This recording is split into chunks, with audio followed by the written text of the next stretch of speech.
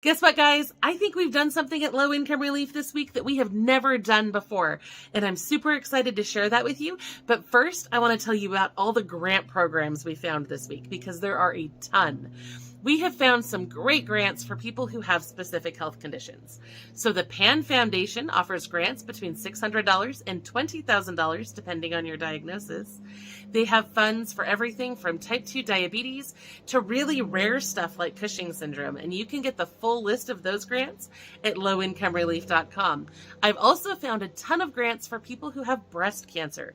This is a really personal issue for me because my grandmother would have celebrated her 76th birthday this week if she hadn't died from breast cancer a few years ago. So in her honor, I've spent a lot of time digging up help for other breast cancer patients, and I have found over $10,000 in grants from a variety of different organizations like the Pink Fund, Living Beyond Breast Cancer, the Susan G. Komen Financial Assistance Fund, and so much more. I've put a full list of that on our website at lowincomerelief.com as well. Now, we've also found some grants for entrepreneurs too. So if you have a business or if you want to start a business, these grants are for you. Let's talk about some that have deadlines coming up really soon here. The Startup Collective by Aveeno is looking for Black female identifying entrepreneurs who have a product that serves the skin or hair care needs of Black customers. If you win, you could get up to $100,000, and those applications are due August 13th. Let's see, this next one is the Pepper Startup Grant for Black women. It offers $5,000 for Black women who are in an early business stage. Applications for that are due August 23rd. The August Skip grants can provide $1,000 to small business owners in the United States. Their eligibility requirements are pretty lax, so it's not hard to qualify. Applications for that are due August 28th, and that is a recurring grant that happens every month. Bold Beginnings can offer up to $25,000 for women under the age of 30 who have a big business idea. Applications for that are due August 31st. You can apply for all of these and more through Skip. A free account can unlock all sorts of amazing grants, so I highly recommend that you sign up for that using our affiliate link below. All right, now let's, sorry. Okay, what's next? Okay, oh, darn it. So that was all the good news. Now we get to talk about something that has really been bugging me. A new bombshell report from the Connecticut Examiner found that 57% of hospitals are cheating low-income customers through the 340B program. This program is designed to help low-income and uninsured Americans get more affordable prescriptions. That's a really important thing. Basically, hospitals and certain healthcare providers can buy these prescriptions direct from the manufacturer at a huge discount, and they're supposed to pass that discount on to their customers. But a new study found that most hospitals are not doing that. They're buying the prescriptions at a discount and then selling them for full price and pocketing a huge profit in the process. The Office of the Inspector General found that only 1/3 of the participating hospitals were offering that discounted price to their patients. Only 1/3. Isn't that ridiculous? Now, I thought this was crazy too.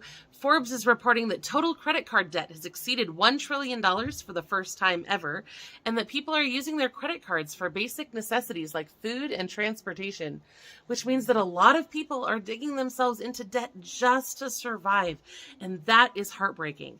So if you need help with credit card debt, please reach out to our sponsor's Debt Relief Helpline at 866-530-9949. They have trained staff available that can help you negotiate reduced payments, reduce your interest rates, and sometimes even the principal amount that you owe. They can also make those collection calls stop, because I know once you have an exceeding amount of credit card debt, it gets really hard to pay your current bills. And please don't hesitate to apply for the things we talk about on this channel too. We've got loads of ways that you can get help with your other bills. There's just not a lot out there that helps with credit card debt. Anyway, now for that exciting thing that I've been wanting to tell you about. Yes, back to good news. I like that. I'm pretty sure this is the first time this has ever happened on this channel, but we have low income news for every single state, every single one. So I've really wrestled with how I'm going to present this today, because I want to just read it all to you and tell you all the things, even though it's going to take like 45 minutes. But I know if I do that, you guys are going to, a lot of you will end up clicking away from the video, and then that sends bad signals to the algorithm, and then our videos don't get shown to people. And it's just this whole thing, and we end up helping less people because our videos don't get shown and it's just a mess. So there's a really difficult balance we have to strike here. So what I'm going to do is share a few of my updates that stood out to me in this video, and then I'm going to put all of the information for every single state in our article on our website, which I have linked to in the description of the video. You can also find it by going to lowincomerelief.com/news and clicking on the first article in that archive. Just remember, as I go over these next few updates, we do have updates for every single state. We're just not going to be able to cover them all here. So it is a mixed bag of good and bad news depending on where you live, which I know really sucks. In Arizona, a former social worker named Christy Moore founded a community laundromat chain called Spin Social, and I love this. Her laundromats host free laundry events, and they also host other services like free haircuts, free healthcare checks, and more. There are Social Spin locations in Phoenix and Mesa. In Colorado, the state ran out of funding before the Universal Preschool program could launch this fall. It's supposed to start in a few weeks, but a lot of families have started receiving emails from the state saying that their children won't be able to get the care they were promised because the state ran out of money. So if you've signed up for this program and you're counting on that, please check your email so that you are aware of any changes. Sorry, I'm squinting. The sun just came out and it's suddenly extremely bright out here. In Delaware, diabetics can receive up to $500 per year from the Delaware Emergency Medical Diabetes Fund. This fund can help you pay for medications, services, or supplies. In Kansas, more than half of the rural hospitals in the state are at risk of closing due to budget deficits. The governor has declared this is a crisis and says that the best solution is to expand Medicaid. After all, hospitals are required to treat everyone, even if that person can't afford to pay. And so they're running at a deficit, and Medicaid would at least reimburse the hospitals for eligible patients. But the governor has proposed expanding Medicaid 5 times, and the state legislature always votes against it. So if you live in Kansas, please reach out to your local lawmakers about this. I would hate to see all those hospitals closed. That would create a lot of hardship. In Minnesota, the state has implemented a number of new tax changes that are really exciting. Low-income seniors will no longer have to pay a state income tax on Social Security benefits. The state has also enacted a child tax credit that will be valued at $1,750 for each eligible child.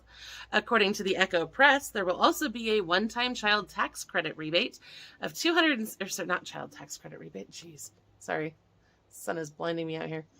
According to the Echo Press, there will also be a one-time tax rebate of $260 per filer and dependent up to $1,300 a household. Those payments will be issued in the fall. In Mississippi, the Supreme Court is working on a case about misspent welfare money, and you might remember that I reported on this in another video. But basically, the state wasted millions of dollars of TANF funds. The money was spent on projects tied to celebrities and wealthy people who don't need TANF.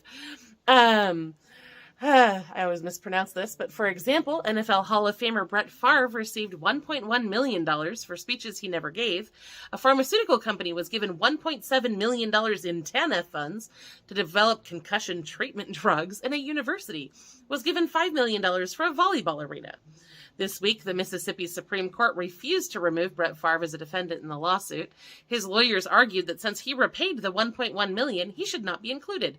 State attorneys insisted that he still needed to answer for the funds his company received and his involvement in the volleyball arena arrangements, so he will still be involved in that suit and will be following that as that progresses.